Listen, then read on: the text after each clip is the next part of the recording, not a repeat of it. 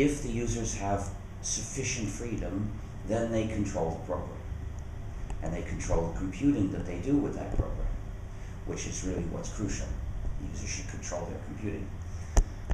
But if they don't have enough freedom to effectively control the program, then the program controls them. Of course, the owner controls the program, and the program controls the users, so the owner has power over the users. Thus, a non-free program is an instrument of unjust power that no one should have. So the aim of the free software movement is the elimination of this power. All software should be free so that all the users can be free.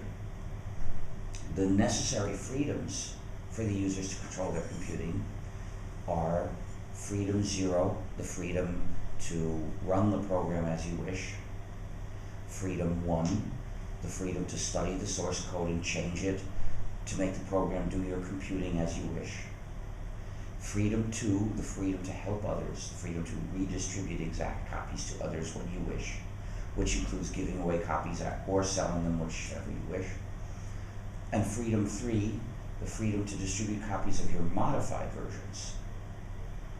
Freedom 2 is the freedom to help others. Freedom 3 is the freedom to contribute to your community.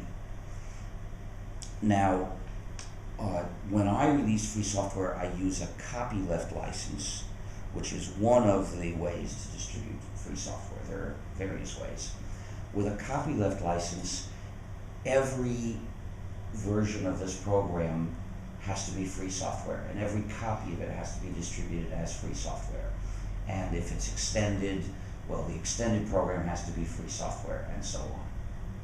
So the idea is to do everything I can to push the world in the direction of freedom, but also more specifically to make sure that my own code, when people are using it, is not made proprietary. Because the whole point of writing this code is to give people freedom. If it were made proprietary, it would defeat the purpose. It would have been better not to have written it in the first place. So I started developing a free operating system, because the computer is useless without an operating system. And there were no free operating systems, so we needed one as the first step to being able to use the computer in freedom. So this operating system, well, I call it GNU.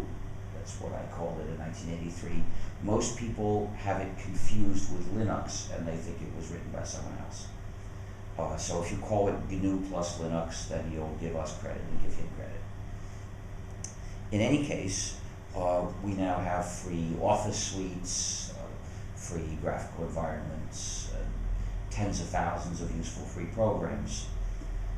But most people still use proprietary software, largely because of social inertia. This is a problem that needs to be addressed.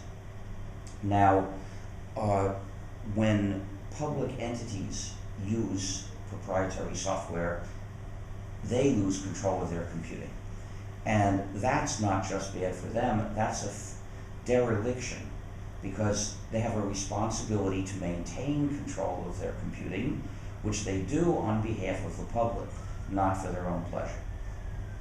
Therefore, the use of a proprietary program in a public entity is a problem that must be corrected. And when this entity does a critical job, then the use of a proprietary program is a threat to national security. Proprietary programs frequently have malicious features, spy features, features to restrict the user, backdoors. The most common proprietary programs have them. Windows is known to have all three.